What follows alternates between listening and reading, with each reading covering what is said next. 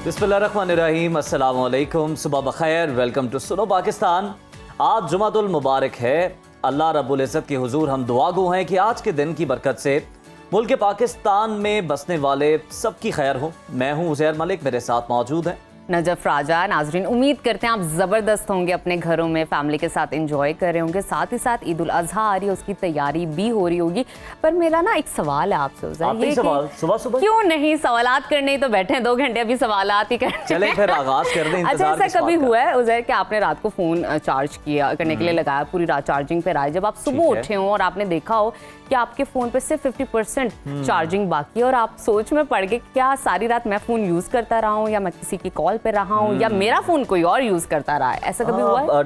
50% तो नहीं, आप ये कह सकती हैं 20 to 25% अच्छा, जो है वो यूज़ हुई होती है। हाँ, आप सोच रहे होते हैं कि यार ये रात किस तरह से इस्तेमाल होता रहा। तो जनाब आपको बता दें कि बैटरी बचाने के लिए स्क्रीन की ब्राइटनेस भी हालांकि हम कम रख रहे होते हैं, लेकिन बैटरी है कि फिर भी ऐसे ख़त्म होती है जैसे गरीब की तनख्वाह खत्म हो जाती है। ये तो आप बिल्कुल ठीक कह रहे हैं और अब इसकी वजह भी सामने आ रही है। ये ठीक कह रहे हैं। नहीं बिल्कुल नहीं।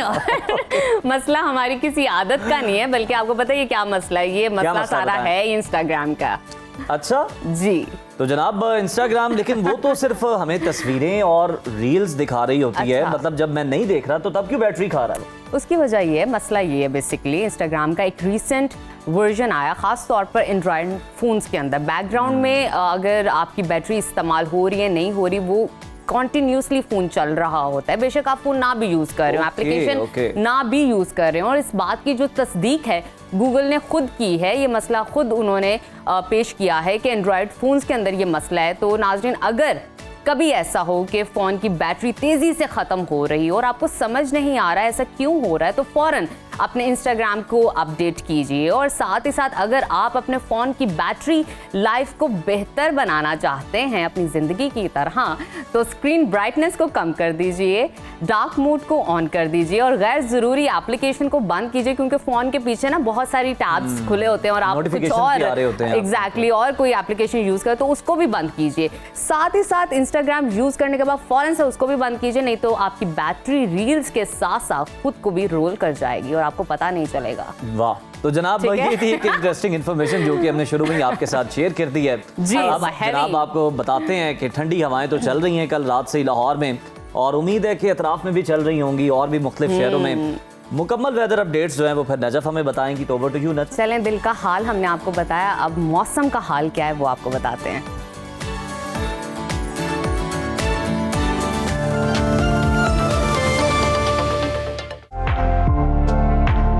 मुल्क में मौसम निराले ढंग दिखा रहा है। पंजाब, खैबर पख्तूनख्वा, गिलगित बल्तिस्तान और कश्मीर में आंधी और मूसलाधार बारिशें हो रही हैं। ताहम सिंध और बलूचिस्तान में शदीद गर्मी की लहर बरकरार है। महकमा मौसमियात ने कल हफ्ते तक आंधी और बारिशों की पेशगोई कर दी है। मुख्तलिफ शहरों में मौसम की क्या सूरत हाल है, आइए जानते हैं। सबसे पहले जिक्र करते हैं गिलगित बल्तिस्तान का,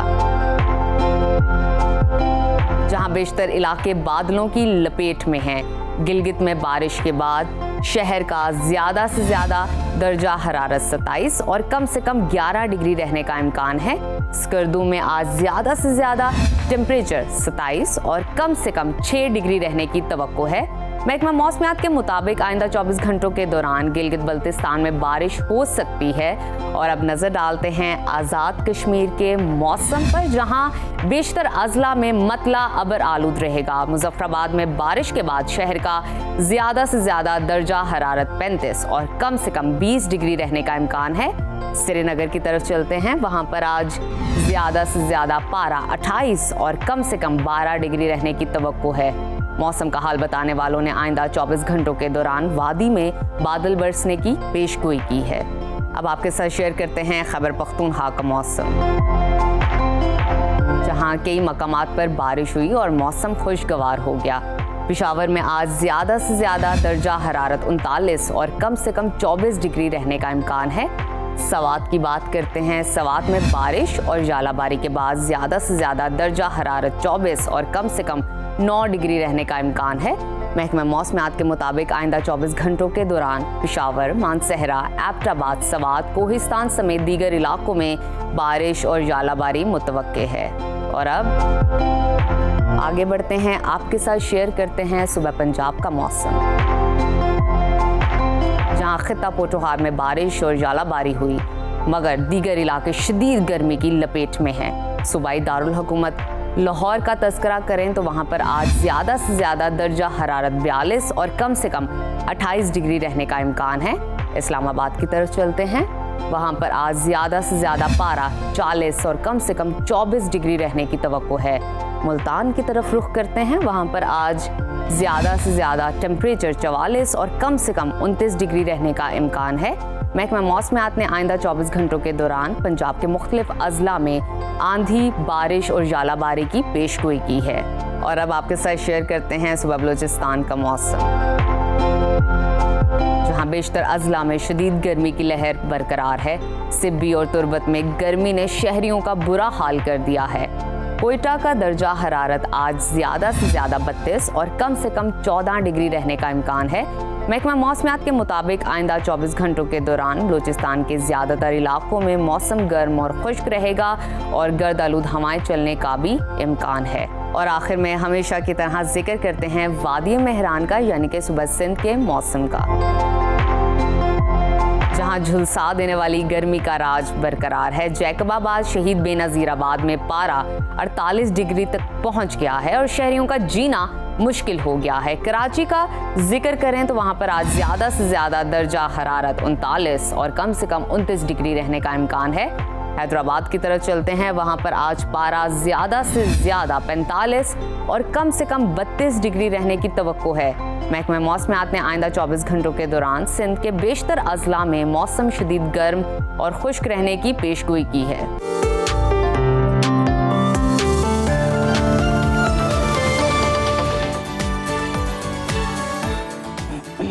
प्रोग्राम में आगे बढ़ते हुए बात करेंगे भारतीय दहशतगर्दी की। तो पाकिस्तान की जानिब से भारत को मुसलसल अमन का पैगाम दिया जा रहा है, मुज़ाकरात की पेशकश की जा रही है। वज़ीर आज़म शहबाज शरीफ ने एक बार फिर भारत को बातचीत की ऑफर पेश करते हुए इस ख्वाहिश का इजहार किया है कि कश्मीर और पानी समेत तमाम मसाइल मुज़ाकरात के जरिए हल करना चाहते हैं।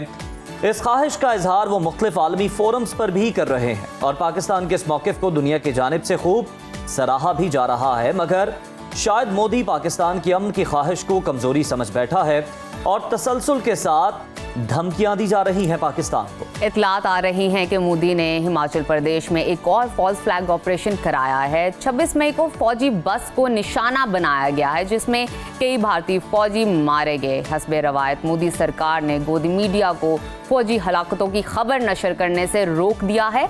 टाइम्स ऑफ इंडिया ने मोदी के हुक्म पर वेबसाइट पर नशर होने वाली खबर भी हटा दी है। और अब ये खदशा जाहिर किया जा रहा है कि मोदी हुकूमत इस फॉल्स फ्लैग ऑपरेशन को बुनियाद बनाकर आइंदा दिनों में कोई मुहिम जुई कर सकती है।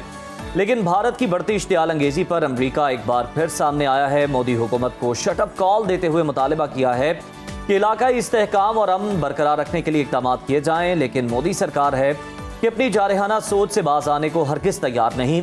दूसरी जानिब फील्ड मार्शल सैयद आसिम मुनीर ने भारत को खुली वार्निंग दे दी है। उन्होंने मुख्तलिफ जामियात के वाइस चांसलर्स और सीनियर असातिज़ा कराम से बातचीत करते हुए दो टोक अल्फाज में वाज़ेह किया कि पानी पाकिस्तान की रेड लाइन है। पाकिस्तान भारत की इजारादारी कभी कबूल नहीं करेगा। मोदी जान ले कश्मीर का बाना मुमकिन नहीं, इस पर कोई समझौता नहीं हो सकता। पाकिस्तान कश्मीर को कभी नहीं छोड़ेगा।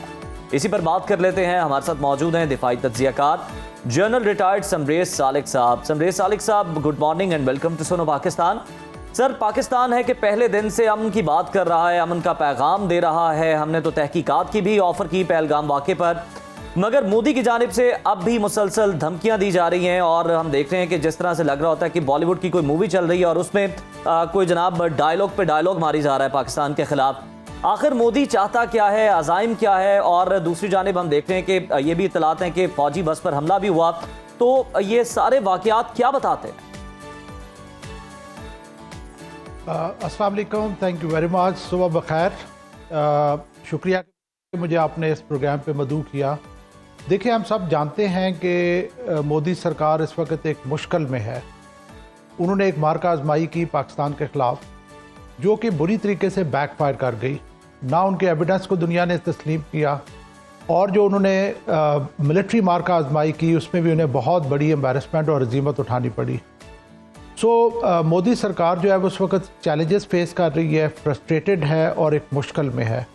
एक तरफ उनके इलेक्शंस आगे आ रहे हैं, तो आजकल जो इलेक्शनरिंग में, इलेक्शंस की रैली में जो ज़ुबान प्राइम मिनिस्टर मोदी बोल रहे हैं वो आप सब सुन रहे होंगे, जिसमें कि पाकिस्तान को अभी भी डराने धमकाने की कोशिश की जा रही है और बार बार ये कहा जा रहा है कि जी ऑपरेशन सिंदूर अभी तक ख़त्म नहीं हुआ, जबकि मेरी असेसमेंट में उस पर हिम्मत नहीं है किस तरह की दोबारा कोई कार्रवाई कर सके। अच्छा। लेकिन एक शातिर और बैड इंटेंटेड दुश्मन से आप कुछ भी एक्सपेक्ट कर सकते हैं। लेकिन उसके लिए चैलेंज ये है कि नवंबर में उसके बिहार में इलेक्शंस आ रहे हैं, जिसकी खातिर उसने ये सारी कार्रवाई की थी और वो चीज़ें उसके प्लान के मुताबिक नहीं हुई।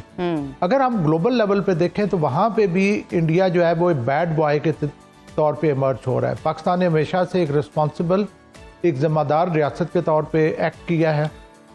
अगर हमारे पे एलिगेशन लगी तो हमने इन्वेस्टिगेशन की बात की, हर लिहाज से हमने कोशिश की कि अमन के रास्ते से मसलों का हल तलाश किया जाए। बिल्कुल। लेकिन मोदी सरकार और मोदी गवर्नमेंट ने हर लिहाज से कोशिश की कि वो मार्का आजमाई करके अपने ऑब्जेक्टिव्स को अचीव करें। आपने एक और फॉल्स फ्लैग ऑपरेशन का जिक्र किया जी।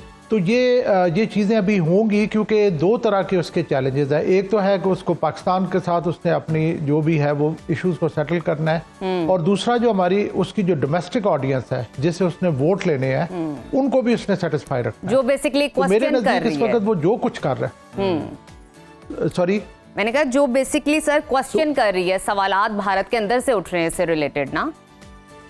अच्छा सर, Absolutely. थोड़ा सा आगे जिस तरीके चलते से हैं। मैं फिलहाल सूरत हाल अगर देखी जाए, वजीर आजम शहबाज शरीफ ने एक बार फिर भारत को कश्मीर और पानी समेत तमाम मसाइल मुज़ाकरात के ज़रिए हल करने की पेशकश कर दी है, क्योंकि हमारा यही मानना है कि मुज़ाकरात और निगोशिएशन से ही मसाइल का हल निकल सकता है।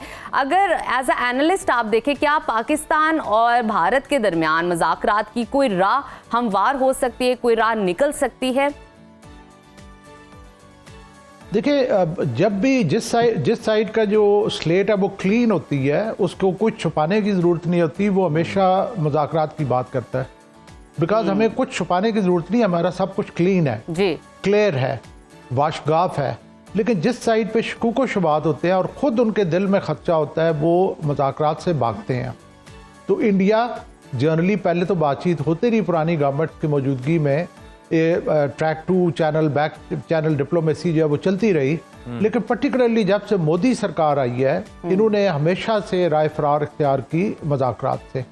तो बेसिकली प्रॉब्लम उनकी साइड पे है। इस दफ़ा जबकि अमेरिका जो है वो इन्वॉल्व हुआ है सीज़ फायर के लिए, प्रेसिडेंट ट्रंप जो है एक्सपेक्टेड है कि वो अपने मतलब हर दिल अजीज़ अलाय के ऊपर प्रिवेल कर सकेंगे और उनकी मुज़ाकरात को की टेबल पे ला सकेंगे। कल की डेवलपमेंट अगर आपने ऑब्जर्व की हो तो शशि थरूर ने जब अमेरिका में होते हुए कुछ ऐसी स्टेटमेंट्स दी जो पर्सनल अटैक किया उसने प्रेसिडेंट ट्रंप के ऊपर, और उसकी वजह से इंडिया और अमेरिका के रिलेशंस फर्दर ख़राब हो रहे हैं। तो ये फ्रस्ट्रेटेड एनिमी है जो कि बुरे तरीके से परेशान है। उसने मुख्तलिफ एंड्स को मीट करना है। एक तरफ उसने इलेक्शन जीतने हैं, दूसरी तरफ उसने ये भी अपनी साख को भी बहाल करना है।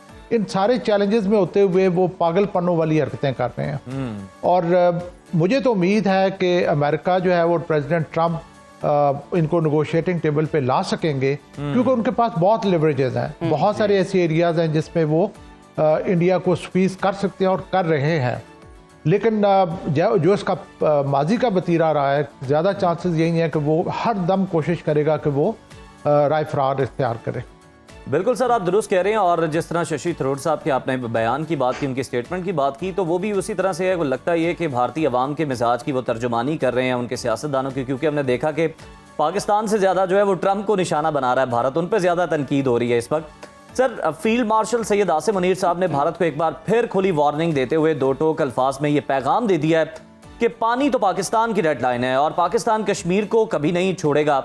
क्या ये मुमकिन जंगी तनाव की तरफ कोई इशारा है या फिर भारत के लिए एक सख्त सिफारती पैगाम है?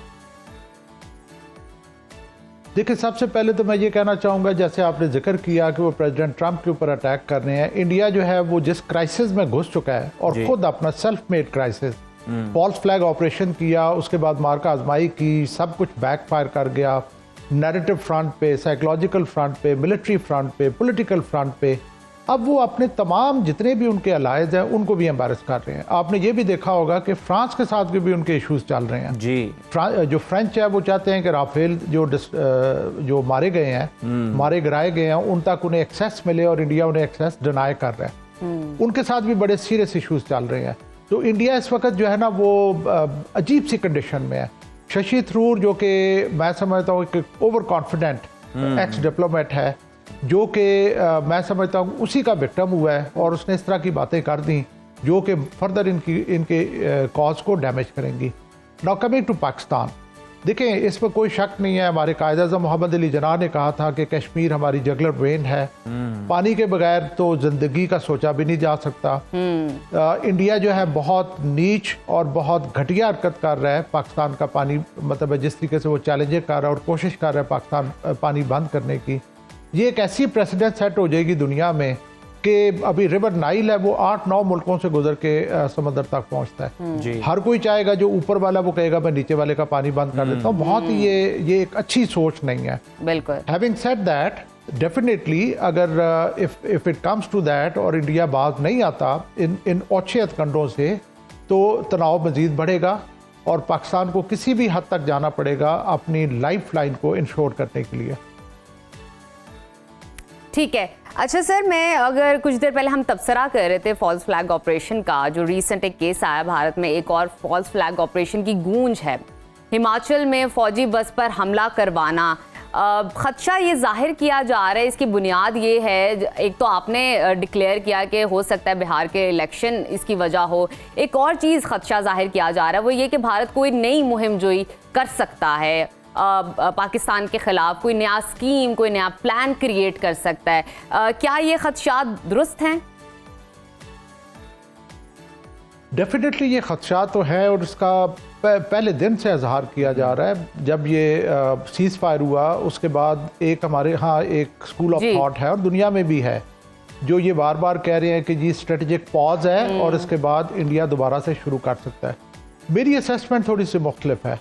वो ये है कि जिस तरीके से उन्हें एम्बैरसमेंट उठानी पड़ी है, जिस तरीके से उनकी कुटाई हुई है और उनके सिस्टम में कुछ ऐसी डेफिशिएंसीज हैं जिसकी वजह से उनके साथ उन्हें ये एम्बैरसमेंट उठानी पड़ी। जब तक वो उन डेफिशिएंसीज को एड्रेस नहीं कर सकते, ये एक डबल एज वेपन होगा कि अगर दोबारा से इस तरह की कार्रवाई करता है और दोबारा से उसकी बीटिंग हो जाती है, चूंकि पाकिस्तान ने एक एज हासिल किया है, तो फिर जो इलेक्शन में अभी भी उसके पास कोई एक पोजीशन है वो और ज़्यादा कॉम्प्रोमाइज़ हो जाएगी। तो मैं नहीं समझता कि फौरन इतनी जल्दी चंद महीनों में, चंद हफ्तों में इस तरह का कोई चांस है।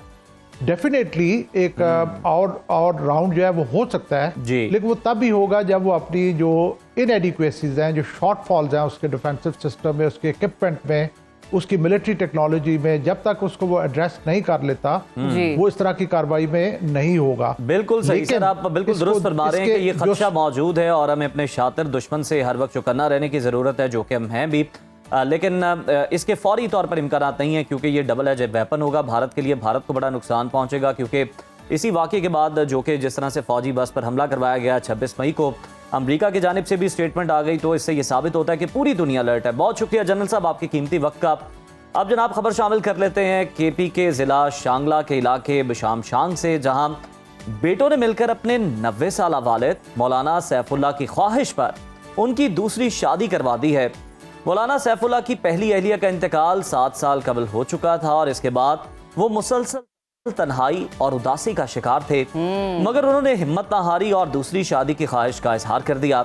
और दिलचस्प बात यह है कि उनके चारों बेटों ने ना सिर्फ इस बात को संजीदगी से लिया, उनकी ख्वाहिश को, बल्कि दिल से उन्होंने कबूल भी किया उनके इस फैसले को और बाप के लिए एक मुनासिब रिश्ता तलाश किया और आखिरकार उनकी फिर शादी 55 साला खातून से 1 तोला सोना के हक महर पर अंजाम पा। ये बहुत ही पॉजिटिव कदम है मेरे ख्याल में कि औलाद ने इतना ज़्यादा अपने वालिद के बारे में सोचा कि कब से अब वो अकेले रह रहे हैं, हम तो अपनी ज़िंदगियों में मसरूफ़ हैं, लगे हुए हैं, वालिद क्या करेंगे। तो नाजरीन, ये कोई आम शादी नहीं थी। इस खुशी में सैफुल्लाह की औलाद समेत उनके 30 से ज़ायद पोते, पड़पोतों, नवासे, नवासियों समेत करीबी रिश्तेदारों, पड़ोसियों ने भी शिरकत की। मौलाना के बेटे जो सऊदी अरब में मुलाजमत करते थे, उन्होंने मीडिया से बात करते हुए कहा कि वालिद साहब वालदा के इंतकाल के बाद बहुत अकेले हो गए थे।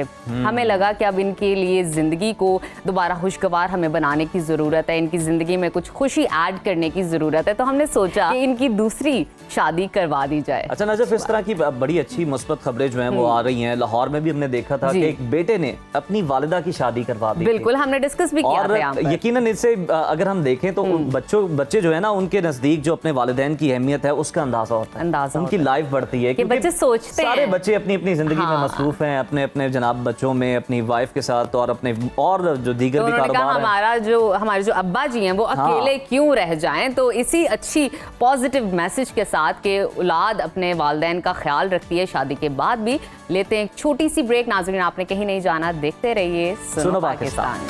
Welcome back to Suno Pakistan. नाज़रीन, अब आपकी मुलाकात करवाते हैं एक ऐसी बाहिम्मत खातून से जिन्होंने ज़िंदगी को सिर्फ एक ही रुख में नहीं देखा, बल्कि वो ना सिर्फ एक माहिर मौलिज हैं बल्कि पहली मुस्लिम, पहली पाकिस्तानी अजीम कोपेमा भी हैं, जिन्होंने 8,586 मीटर बुलंद दुनिया की तीसरी बुलंद तरीन चोटी कंगचिंगजुंगवा को कामयाबी से सर किया। अमेरिका में मुकीम पाकिस्तानी नजात खातून पेशे के लिहाज से कामयाब डॉक्टर और 4 बच्चों की मां हैं। उन्होंने रवामा यह कारनामा सर अंजाम दिया जिसका ख्वाब भी बहुत कम लोग देखते हैं। कंगचिंगजुंगवा अपनी कातिल ढलवानों, बर्फानी तूफानों और शदीद मौसम की वजह से डेड जोन के करीब शुमार की जाती है।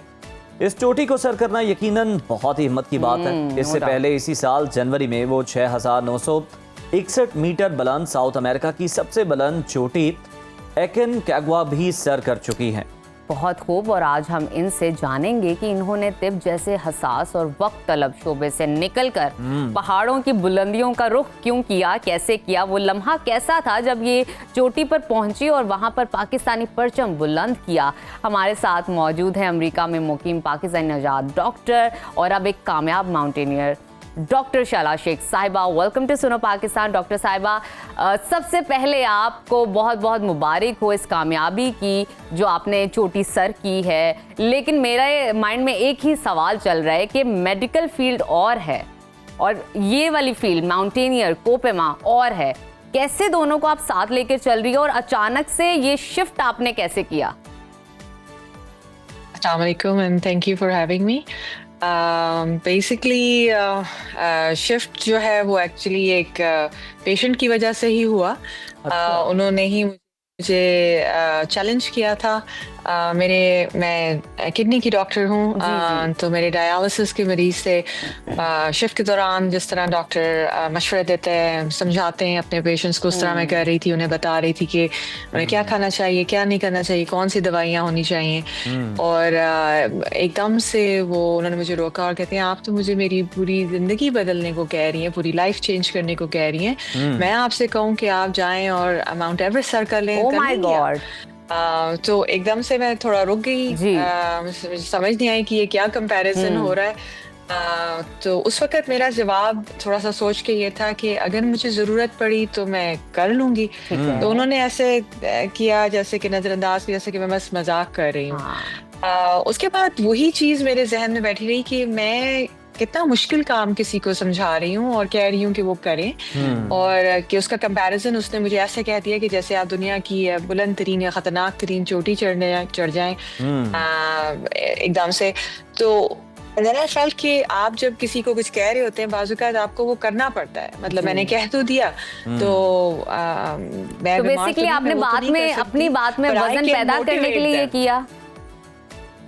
जी, मोटिवेशन के लिए कि अगर इंसान जिंदगी में अपनी तब्दीली लाना चाहता है तो पॉसिबल है, ऐसा नहीं है कि नहीं है। डॉक्टर साहब, मैं तो यहाँ पर आपकी तारीफ करना चाहूंगा कि आपने उनकी उस तल्ख बात को भी जो है ना वो बड़ा पॉजिटिव लिया, आपने उसका माइंड नहीं किया, उन्हें कोई फौरी इस तरह का जवाब नहीं दिया जिससे वो डिसहार्ट हो जाते। ये बड़ा अच्छा एक मैसेज है। ये बताइएगा कि कंगचिंगजुंगवा का इंतखाब किसी भी आम कोपेमा के लिए एक बहुत बड़ा चैलेंज होता है, डेथ जोन है। आपने इतनी खतरनाक चोटी को क्यों सर करने का फैसला कर लिया? इसके पीछे कोई खास वजह थी, जज्बा था, या इस चोटी के साथ आपका लगाव था? बहुत सुन रखा था आपने इस बारे में। सो अगेन मेरे पास उन्होंने माउंट एवरेस्ट रखा था। माउंट एवरेस्ट में बहुत रश, मैंने सब कुछ सुना हुआ था।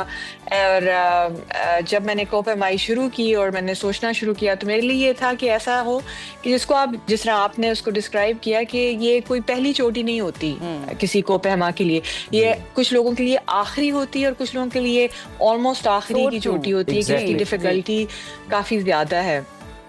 तो हदफ ऐसा रखना था मुझे जो कि मुश्किल हो। दूसरा ये कि ये एक स्पिरिचुअल और काफ़ी इम्पोर्टेंट माउंटेन है बहुत से लोगों के लिए, सिक्किम के लोगों के लिए, नेपाल के लोगों के लिए, जो लोग रूहानी चीज़ें रखते हैं उनके लिए।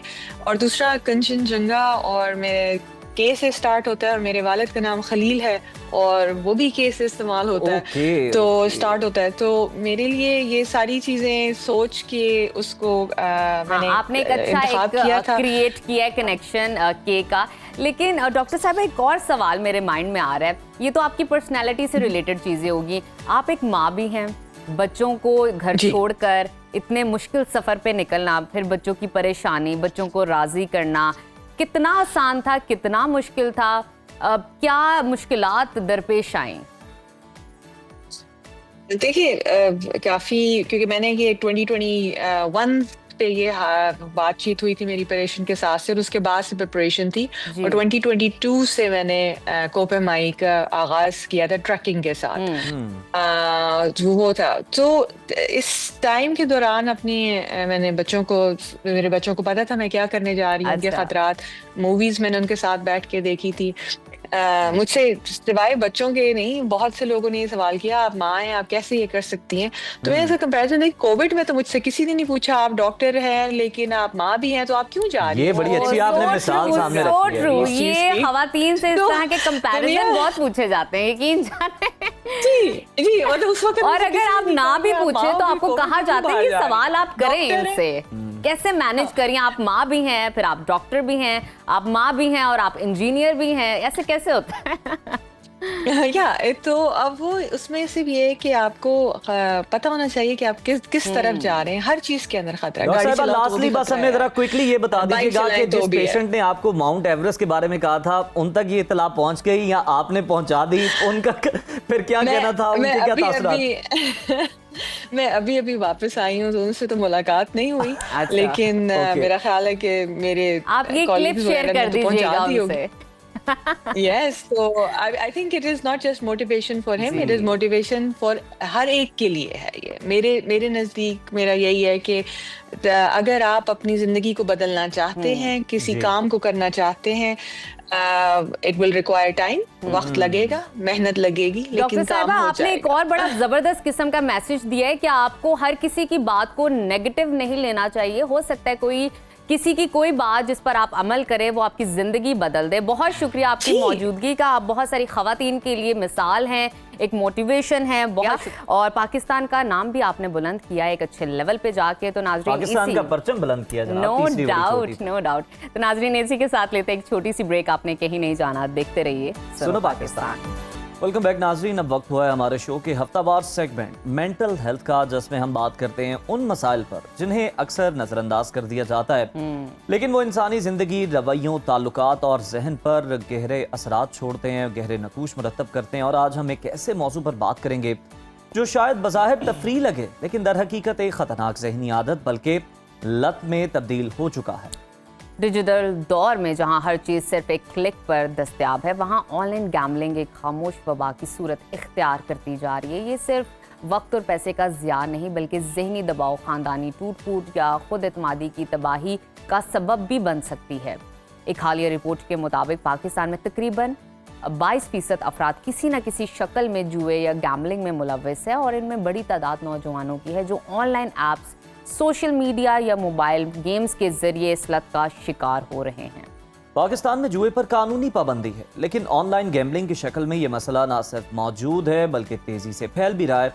ऑनलाइन गैम्बलिंग हमारी जहनी सेहत को कैसे तबाह कर रही है और इससे बचाव के मुमकिन तरीके क्या हो सकते हैं, इन तमाम पहलुओं पर बात कर लेते हैं। हमेशा की तरह हमें ज्वाइन किया साइकियाट्रिस्ट डॉक्टर उसामा बिन जुबैर साहब ने। डॉक्टर साहब, good morning, welcome to Suno Pakistan. सबसे पहले आपसे जानना चाहेंगे कि जुए की लत दरअसल नफ्सियाती तौर पर होती क्या है और एक शख्स जो है वो मुसलसल पैसे हारने के बावजूद जुए या गैम्बलिंग को क्यों नहीं छोड़ पाता?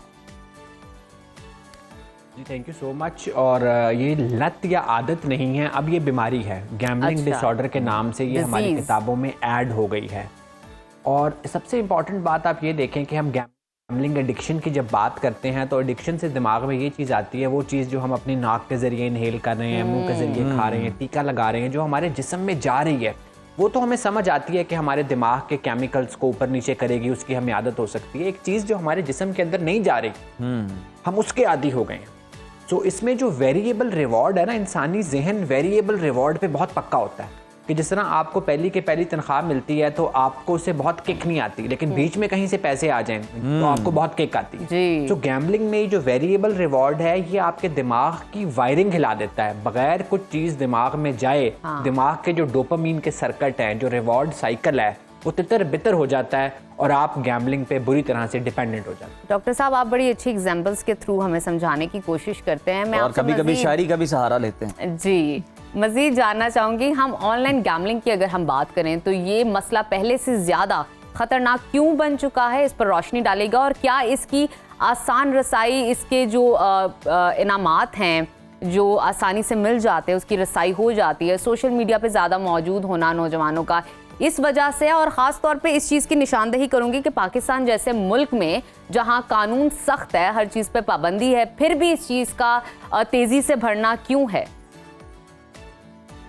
देखिए, कानून सख्त मेरा ख्याल है सिर्फ लाहौर की ट्रैफिक पुलिस पे है जो रॉन्ग लेन में चालान कर देते हैं, बाकी इस मुल्क में कौन सा कानून सख्त है? चालान का अब तो धड़ाधड़ पर्चे दे रहे हैं, FIR। डॉक्टर साहब, आप ऐसे नहीं कहते, कानून है, बस हाँ थोड़ी सी एग्जीक्यूशन में प्रॉब्लम्स है, वो इंशाल्लाह सॉर्ट आउट हो जाएंगे। हाँ, एग्जीक्यूशन प्रॉब्लम्स है ना। अब देखिए, मैं जब भी मैं बहुत ज़्यादा ट्रैवल करता हूँ तो I always go to the best casino of the town. मैं जिस शहर में भी जाऊँ दुनिया में, लेकिन मैं बाहर से उसको देख के आता हूँ।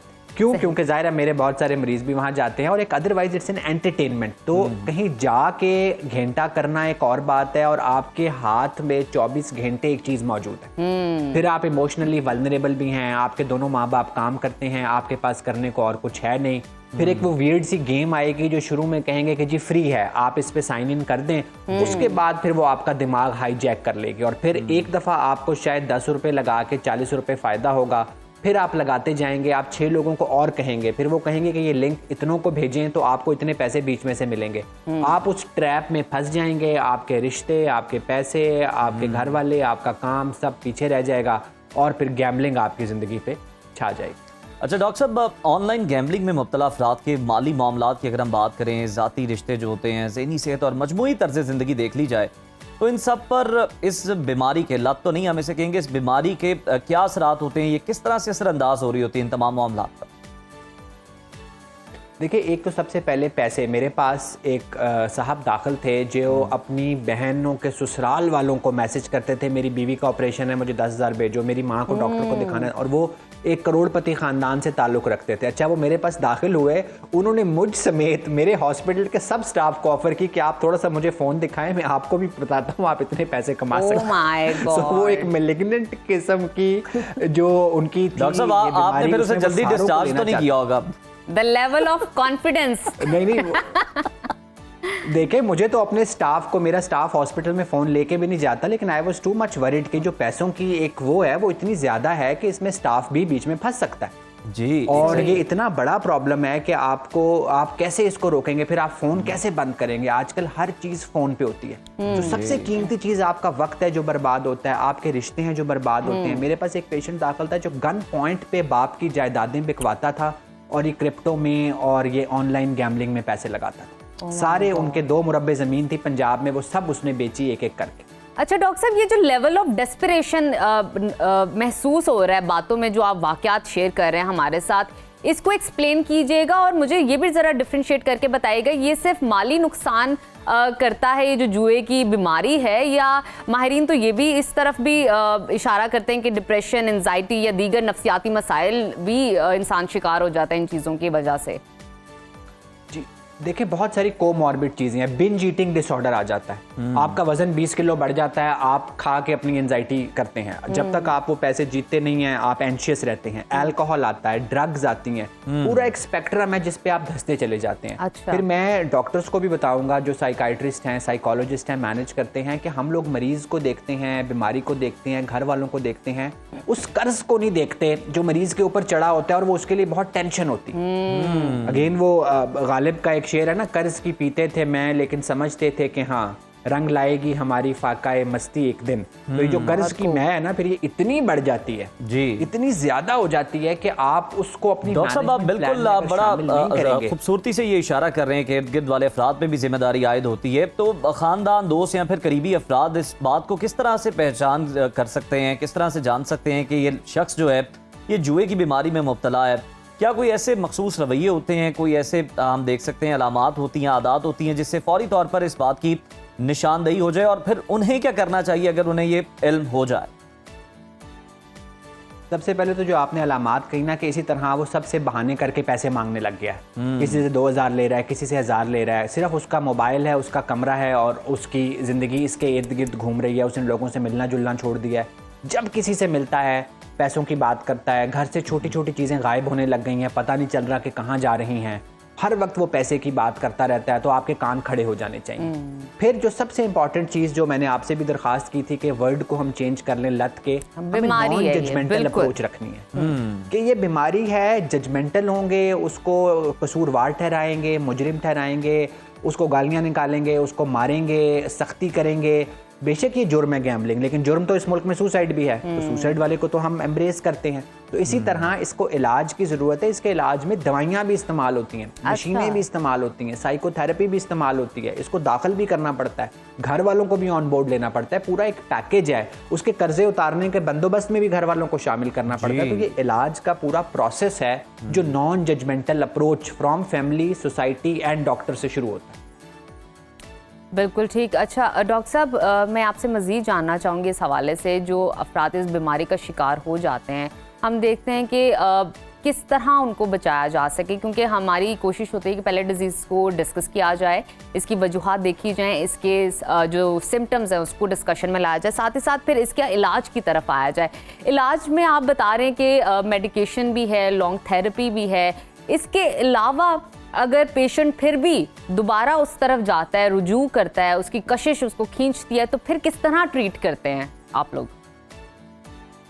देखिए मैं प्रिवेंशन पे बाद में आऊँगा, पहले जो पेशेंट अगर हो गया उसका इलाज है। अगर रिस्क आ रहा है, वो करोड़ों की जायदाद उड़ा रहा है, वो क्राइम कर रहा है, तो फिर तो हमें एडमिट करना पड़ता है। ठीक है, 6-8 हफ्ते के लिए उसको दाखिल करते हैं ताकि रिस्क रिड्यूस करें। फिर एक दवाई आती है नेल्ट्रेक्सोन, मैंने आपको बताया ना, वो जो डोपामीन का सर्कल ट्यून हुआ है, उस डोपामीन के सर्किट पे दवाई से काम करते हैं। फिर क्यू एक्सपोजर को, जो उसको जिस चीज को देख के वो इस तरफ जाता है उसको कंट्रोल करते हैं। घर वालों को कहते हैं कि इसको एनेबल नहीं करना, कि ये एनेबलिंग चीजें हैं, ये आप वापस लें। फिर उसको सिखाते हैं कि स्टॉक एक्सचेंज में पैसे लगाए, पैसे लगाने हैं ना और रिवॉर्ड चाहिए, तो स्टॉक एक्सचेंज में लगाए, कंस्ट्रक्टिव चीज में लगाए। और फिर जो प्रिवेंशन है, आप मुझसे पहले जो सेगमेंट कर रहे थे माउंटेनियरिंग, कितनी किक मिली होगी उन डॉक्टर साहबा को, किसी के जुमले ने जिंदगी बदल दी उनकी।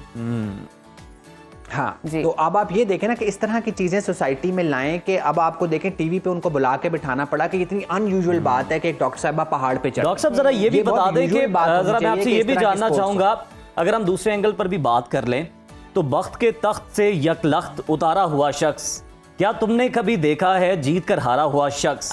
ये बताइएगा कि हारने वाले तो रुजू करते होंगे, कभी कोई जीतने वाला भी आपके पास आया? अच्छा, मेरी एक बात समझ लें कि अगर ये गैम्बलिंग में जीतने वाले ज्यादा हो गए तो गैम्बलिंग वालों का कारोबार बंद हो जाए। तो जो ये कारोबार करते हैं उसमें जीत का इम्कान बहुत कम होता है। ठीक है, तो ये एक मिथ है, ये एक मिथ है। आप थोड़ा सा जीतेंगे लेकिन लॉन्ग रन हारने के लिए, और हारने वाले शुरू में तो आपको जितवाया जाता है ना, नहीं करते, उनको लाया ही जाता है।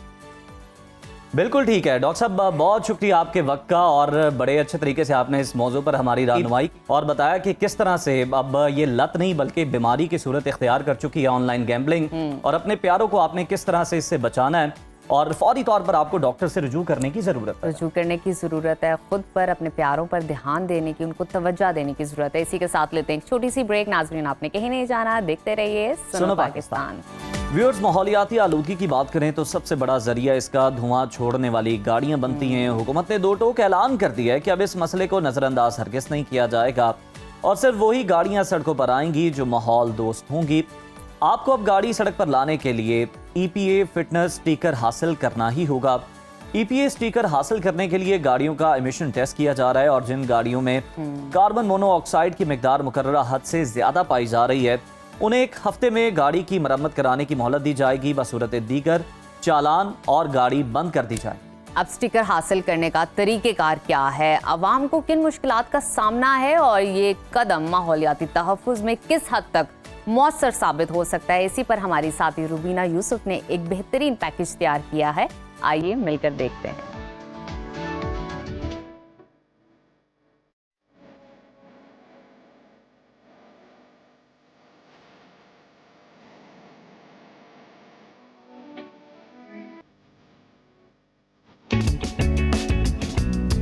अस्सलाम वालेकुम नाज़रीन, यू आर वाचिंग सुनो पाकिस्तान और मैं मौजूद हूँ CBD यानी सेंट्रल बिजनेस डिस्ट्रिक्ट में, जहाँ हुकूमत पंजाब की जानिब से इमिशन टेस्टिंग सिस्टम कायम किया गया है। इस सिस्टम का मकसद गाड़ियों के धुएं से पैदा होने वाली आलूदगी को कंट्रोल करना है और यहाँ से जानने की कोशिश करते हैं कि सिस्टम किस तरह से काम करता है और लोगों को इससे क्या फ़ायदा उठाना चाहिए और क्या वाकई जो माहौलियाती आलूदगी है उसमें कुछ कमी आएगी। तो हमारे साथ रहिए।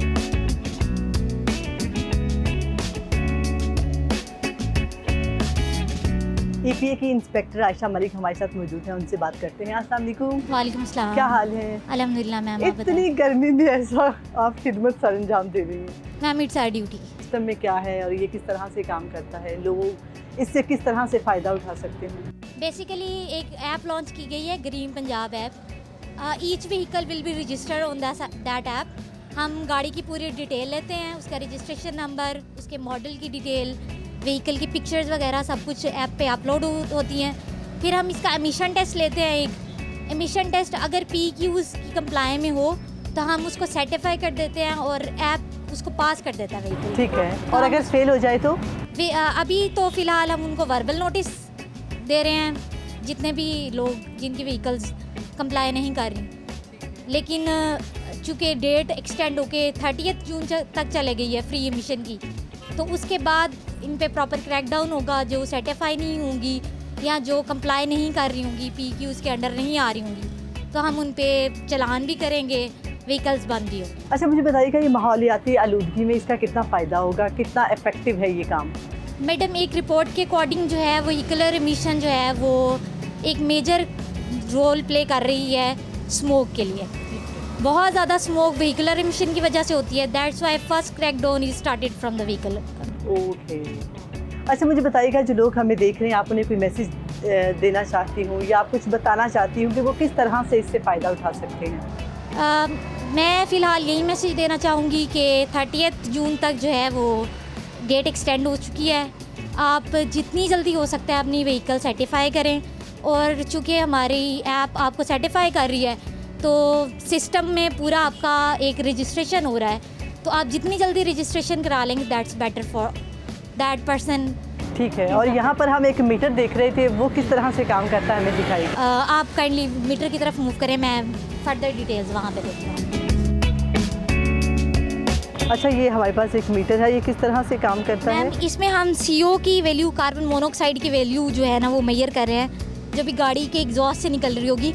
आप देखेंगे वहाँ पे हमने इसका प्रोब लगाया हुआ है। ओके। वहाँ से एमिशन लेता है वो, और यहाँ पे एनालाइजर शो करता है कि इसकी एमिशन इतनी है। ओके। ठीक है, चूँकि कार्बन मोनोऑक्साइड लंग कैंसर का काज कर रहा है तो हेल्थ इश्यूज भी हो रहे हैं, इस वजह से व्हीकल का कार्बन मोनोऑक्साइड चेक हो रहा है। तो जो कार्बन मोनोऑक्साइड की वैल्यू PQs में मेंशन है, अगर उससे नीचे होगी, कम होगी, तो हम इसको सर्टिफाई कर देंगे, अदरवाइज इस पे फिर वर्बल नोटिस जाएगा। Okay, thank you so much, अपना वक्त देने के लिए बहुत शुक्रिया। और अभी हमारे साथ रहे लोगों से बात करते हैं कि उन्हें क्या फ़ायदा हो रहा है और किस तरह की यहाँ पर सहूलत दी जा रही है। अस्सलाम वालेकुम। वालेकुम अस्सलाम। आप ठीक है? अल्हम्दुलिल्लाह। अच्छा, सुबह तक तो ठीक थी, अभी जो बुरे हालात हुए हैं उससे डायबिटिक पेशेंट हूँ और शुगर लो हो रही है, साथ बिस्किट देके खा रही हूँ मैं, साथ मेडिसिन रखी हुई है। ठीक है, तो सबसे बड़ा मसला पेश क्या आ रहा है आपको? मसला ये पेश आ रहा है कि जो बगैर लाइन के लगे हुए हैं उनको आगे करके वो टोकन लगाया जा रहा है। जो सुबह 7 बजे के लाइन में लगे हुए हैं उनकी कोई औकात नहीं है। यहाँ तो इनको पैसे दे रहे हैं कि हमारा स्टिकर लगाएं और हमें निकाल दे गाड़ियाँ। अब ये देखें दूसरी लाइन बनी हुई है, ये जो लाइन सीक्वेंस से आ रही है उसका कोई सिस्टम नहीं है। आगे मेरे कितनी दफ़ा कितनी गाड़ियाँ बीच में घुसी हैं, आप अंदाज़ा नहीं कर सकते। मुझे बताइएगा किसने बताया था आपको इसके बारे में? ये मुझे अपना अखबार पे और टीवी पे इंटरव्यू चला था, इसलिए हमें पता चला तो हमने आज लगवा ठीक लिया। है, तो अभी आपका हो गया है? हो गया है। आपकी गाड़ी पास हो गई है? पास हो गई है जी। क्या समझते हैं कि ये किस तरह का इनिशिएटिव है? ये सबसे अच्छा प्रोग्राम है। जो गाड़ियाँ धुआं मारती हैं ना, वो धुआं नहीं मारेंगी। ठीक है, जब कोई धुआं मारेगी ये पकड़ लेंगे। मैं ये कहना चाहता हूँ कि ये जो सिस्टम लगाया है, इस तरह के 2-3 सिस्टम लगा दें, स्टाफ थोड़ा ज़्यादा कर दें ताकि लोगों के लिए आसान हो जाए। अभी ये सुबह 5 बजे से जो लोग खड़े हुए हैं, अभी उनका नंबर तकरीबन आया, तो इस लिहाज से ये बहुत मुश्किल है, टाइम भी कम है। 12:30 बजे ये फिर बंद कर देंगे। जी नाज़रीन, माहौलियाती आलूदगी एक संजीदा मसला बन चुकी है और इसका हल न सिर्फ हुकूमत बल्कि हम सब की मुश्तरका कोशिशों से मुमकिन है। उम्मीद है कि आपको ये आज का सेगमेंट बहुत पसंद आया होगा। ऐसे ही सेगमेंट्स देखने के लिए देखते रहिए सुनो पाकिस्तान।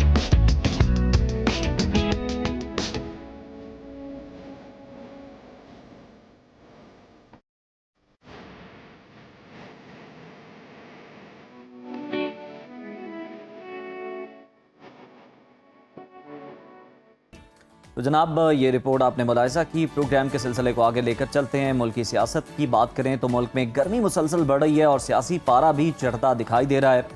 पीटीआई की सफ़ों में बयानी और हिकमत अमली का इबहाम वाज़ेह होने लगा है। बानी पीटीआई की बहन अलीमा खान के कुछ लोग कुछ दो से मुतालिक बयान पर धुआंधार बहस जारी है।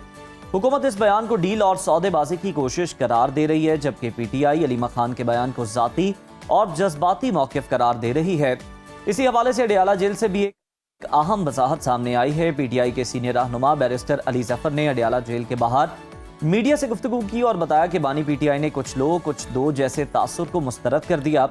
वो अपने लिए कोई रियायत नहीं मांग रहे, मगर पाकिस्तान में कौमी इत्तेहाद के लिए एस्टेब्लिशमेंट के साथ मुज़ाकरात के लिए हर वक्त तैयार हैं और उनके दरवाजे हमेशा खुले हैं। मगर बानी पीटीआई की रिहाई के मामले पर मुतज़ाद बयानात सामने आ रहे हैं। कोई रहनुमा मुज़ाकरात की बात कर रहा है, कोई तहरीक चलाने का इशारा दे रहा है, कोई एहतजाज के लिए इस्लामाबाद जाना चाहता है, तो कोई मुल्क गिर तहरीक की तैयारी कर रहा है। कुछ रहनुमा आखिरी गेंद तक लड़ने का ऐलान कर रहे हैं, तो कई रहनुमा पार्टी में पॉलिसी के फुकदान और वर्कर्स में लावा पकाने की बातें कर रहे हैं। पीटीआई के पस पर्दा राबतों के दावे भी गर्दिश कर रहे हैं और खबरें ये भी हैं कि आइंदा चंद दिनों में अमरीकी डॉक्टर्स और कुछ गैर मुल्की सरमायाकार बानी पीटीआई से जेल में मुलाकात कर सकते हैं। दूसरी जानिब कानूनी महाज भी गर्म होने लगा है। इस्लामाबाद हाई कोर्ट ने 190 मिलियन पाउंड केस को समाअत के लिए मुकर्रर कर दिया है। बानी पीटीआई और बुशरा बीबी की सजा मौतली की दरख्वास्तों पर 5 जून को समाअत होने जा रही है। कायम मकाम चीफ जस्टिस सरफराज डोगर और जस्टिस मोहम्मद आसिफ केस की समाअत करेंगे। 17 जनवरी 2000 को आपको ये भी बता दें कि रावलपिंडी की अडियाला जेल में ही कायम एहतसाब अदालत ने 190 मिलियन पाउंड के रेफरेंस पे बानी पीटीआई को मुजरिम करार देते हुए 14 साल कैद और उनकी अहलिया बुशरा बीबी को 7 साल कैद की सजा सुनाई थी। इसी तमाम तर सूरत-ए-हाल पर बात कर लेते हैं। हमारे साथ मौजूद हैं सीनियर तज्जियाकार नासिर बेग चुगताई साहब। नासिर साहब, welcome to Suno Pakistan. Sir, 190 million pound में बानी पीटीआई की सजा मौतली से मुतालिक केस की समाअत 5 जून को मुकर्रर कर दी गई है। चूंकि ये मामला अदालत में है, सब जुडियस है, तो हम सिर्फ इम्कानात और मुमकिनात पर ही डिस्कशन कर सकते हैं। क्या बानी पीटीआई की सजा मुअत्तल होने का इम्कान है? दोनों इम्कानात हो सकते हैं, मुस्तरद भी हो सकती है, मंजूर भी हो सकती है और समाअत मुअत्तल भी हो सकती है। अच्छा, 5 जून को आप समाअत के लिए जाइए तो आप दीजिए आप, उसके बाद जज साहब कह सकते हैं कि अगले महीने तक के लिए मैं बात मुलतवी भी करता हूँ। लेकिन अगर उस रोज समाअत हो जाए और सजा मुअत्तल हो जाए तो फिर समझें आपके कोई बड़ा काम हो गया है जी। बहुत इम्पोर्टेंट बैकडोर पॉलिसी है, सामने आ गई है। तो बेग साहब, मैं आपसे यही जानना चाह रहा हूँ कि ईद भी करीब है और ईद से मुतालिक फिर हमने बड़े दावे भी सुने थे कि जनाब ईद घर पे करेंगे बानी पीटीआई और फौरी पहले जो है वो समाअत। तो किस तरह से आप डॉट्स को कनेक्ट करेंगे? किसके चांसेस ज्यादा है इम्कानात में? सर अजीज मलिक साहब और नजफ, ये बातें हम 3 ईदें हो गई हैं, सुनते रहे हैं ईद से पहले हमारे दरमियान होंगे, फिर बकरीद से पहले हमारे दरमियान होंगे, फिर ईद से पहले हमारे दरमियान होंगे, अब बकरीद फिर आ रही है, फिर बातें हो रही हैं। बैरिस्टर गौर ने तो ये कह दिया था कि 5 जून को वो यहाँ हो जाएंगे। बिल्कुल। तो अलीमा बीबी ने क्लास ली उनकी ओपन प्रेस कॉन्फ्रेंस में, क्लास ले ली उनकी, कैसे कह रहे हैं आप ये, तो उन्होंने फिर वजाहत कर दी। असल में सबसे बड़ा मसला पीटीआई के अंदर दाखिली इंतशार का है, जो बाहर नजर आ रहा है आपको। एक तो होता है पार्टी के अंदर का इख्तलाफ जो अंदर रहता है, फिर उस पार्टी में बहुत इख्तलाफ होते हैं, मुस्लिम लीग में बड़े इख्तलाफात होते हैं, एनपी में बहुत इख्तलाफात होते हैं, जमात इस्लामी में कभी इख्तलाफात नहीं होते, ये सरफेस पे नहीं आते, कभी कभी एक आध खबर आ जाती है जी। लेकिन यहाँ तो और बात जेल के बाहर सहाफियों के सामने हो रही है, कभी अलीमा बीबी कुछ कह रही है, कभी उसकी तरदीद आ रही है, वो मिल के आती हैं और कहती हैं 3 पॉइंट मेरे सामने, कुछ लोग कुछ दो, फिर बैरिस्टर गौर मिलते हैं, अली जफर मिलते हैं, वो आके कहते हैं नहीं जी ऐसी कोई बात नहीं। लेकिन नासिर साहब ऐसे बहुत सारे रहनुमा हैं जो इस कुछ लो और कुछ दो की पॉलिसी को पॉजिटिव कह रहे हैं। वो कह रहे हैं सियासत में होता ही ऐसा है, पॉलिटिक्स में यही चलता है, दो और लो की पॉलिसी ही चलती है, आप किसी को फायदा पहुंचाते हैं तो वो भी आपके फायदे में काम करता है। इस चीज को आप किस तरह एक्सप्लेन करेंगे? आप सही कह रहे हैं, बल्कि 2 ग्रुप है अंदर, एक ख्वाबों का है और कबूतरों का ग्रुप है। कबूतर जो है वो फाख्ताएं जो हैं वो मुफाहमत की बात करती हैं और मुलाकातें भी होती हैं उनकी जी। लेकिन सबसे बड़ा जो ब्रेक थ्रू था वो 26 नवंबर का था, जब जेल के अंदर वज़ीर दाखिला भी गए, उन्होंने बात की और कहा संजानी पर आप रुक जाएं और आगे लेके ना जाएं आप जुलूस को। वो तय हो गया था, किसने उसको मुफाहमत को तोड़ा, काउंटी चौक तक गया, ये वाकया भी हो चुका है ना। तो एक तो डेफिसिट ऑफ ट्रस्ट है वो बहुत ज्यादा है, दूसरी कहानियां बहुत ज्यादा है, बिल्कुल। तीसरा जब कोई कहता है कि हम एस्टेब्लिशमेंट तैयार है, हुकूमत तैयार है मुज़ाकरात के लिए, तो फिर बयान आता है कि मुझे मुज़ाकरात नहीं करने हुकूमत से, मैं मुज़ाकरात करूंगा एस्टेब्लिशमेंट। तो नासिर साहब हम कब तक इस लूप में फंसे रहेंगे? ये तो वही एक ही तरह की लूप चलती जा रही है, जैसा केसर चलती जा रही है, तो किस तरह बाहर निकलेगी पीटीआई इस लूप से? देखिए पीटीआई 1 पॉइंट अभी तो खैर उनकी इस्लामाबाद की तरफ दावा उनका होने वाला है, अब तक क़यादत दे दी गई है अली अमीन गंडापुर को, ये जो पहले हुआ था नाकाम हो गया था, जो जुनैद अकबर साहब ने किया था। तो अब जो सूरत हाल है उसमें स्टैंड देना पड़ेगा, 1 पॉइंट क्लियरली, एक मौक़िफ़ सामने लाना पड़ेगा कि पीटीआई नहीं, इमरान खान साहब क्या चाहते हैं, सही उनका कहना क्या है। ये रोजाना किसी का बाहर आना जेल से कुछ कह देना, दूसरे रोज किसी का आना, उसकी तरदीद कर देना, और उसके अलावा छुप छुपा के दूसरों का मिलना हुकूमत से, वज़रा से और लोगों से। बिल्कुल जुगताई साहब आप सही कह रहे हैं, इससे मुतालिक भी बात की है बानी पीटीआई ने, और विकेट के दोनों जानिब खेलने वालों से मुतालिक उनका बयान भी सामने आया। तो सर इससे क्या अखज़ किया जा सकता है इस बयान से? क्या आने वाले दिनों में तहरीक इंसाफ के अंदर कोई जो ओहदेदार हैं, कोई बड़ी तब्दीली आ सकती है, कोई शफलिंग हो सकती है? किस तरह से देख रहे हैं इस बयान को?